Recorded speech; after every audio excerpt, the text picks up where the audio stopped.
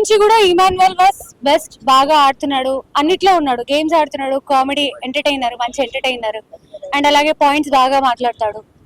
ఎక్కడ మాట్లాడాలి ఎక్కడ మాట్లాడకూడదు బాగా తెలుసు. తనూజ నాకు కొంచెం డల్ అయింది అనిపిస్తుంది ఈ వైల్డ్ కార్డ్ ఎంట్రీస్ వచ్చాక. అండ్ ఇంకొకటి తనూజ మాధురితో ఎక్కువ బాండ్ పెంచుకోవడానికి ట్రై చేస్తుంది. ఇప్పుడు ఆల్రెడీ భరణి గారిని సార్ అని చెప్పి పిలుస్తుంది. ఆయన బాండ్ బ్రేక్ చేసుకొని ప్రెసెంట్ ఆయన సార్ అని పిలుస్తుంది కాబట్టి మళ్ళీ మాధురితో బాండ్ మెయింటైన్ చేస్తున్నట్టుగా అనిపిస్తుంది.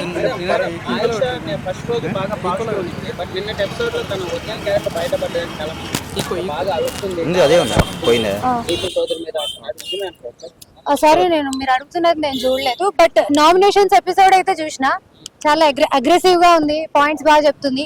ఆవిడ ఒక పాయింట్ బాగా చెప్పారు, బిగ్ బాస్ హౌస్ లో ఒక నాన్న పెట్టుకుంటేనో లేకపోతే ఒక బాయ్ ఫ్రెండ్ పెట్టుకుంటేనో ఫైనల్ వరకు రావచ్చు అని అనుకుంటున్నారు అని చెప్పి మధ్యలో ఇమాన్యుయల్ రియాక్ట్ అయ్యి క్లాప్స్ కొట్టాడు. రీతు చౌదరి రియాక్ట్ అవ్వాలా వద్దా అన్నట్టుగా రియాక్ట్ అయింది.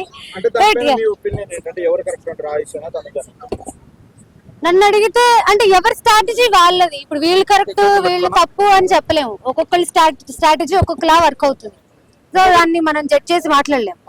సోషల్ మీడియాలో ఈ భరణిని మాధురి క్లిప్స్ కూడా కొంచెం కలిపి వైరల్ చేస్తున్నారు. లవ్ సాంగ్ చేస్తారు, ఎలా అనిపించింది? ఏం మాట్లాడుతున్నావయ్యా నువ్వు అసలు? ఎక్కడ కనిపించింది? అవును చూసానే, కానీ ఆడలేదు. అలా ఏం కాదు. నేను ఇప్పుడు అలా ఎందుకన్నానంటే ఆవిడ రియాక్షన్ కూడా ఒక్కొక్కసారి ఒక్కొక్కలా ఉంటుంది. ఆవిడ ఎప్పుడు ఎలా రియాక్ట్ అవుతారో అర్థం కావట్లేదు. అంటే ఆవిడ ఫైనల్ గా ఏంటంటే హౌస్ లో ఉన్న వాళ్ళ అటెన్షన్, అందరి అటెన్షన్ గ్రాప్ చేయాలి, కంటెంట్ ఇవ్వాలి. అండ్ మీరు ఇంకొకటి చూసారా, సంజన అండ్ అలాగే మాధురి ఒక ప్రాంక్ చేశారు కదా, ఇదే పని మీద ఉన్నారు అందరూ. వీకెండ్ కి వచ్చి నాగార్జున ఈ వీక్ మొత్తం ఏం చేసావమ్మా అంటే ఇది చేశాను సార్ అని చెప్పుకోవడానికి.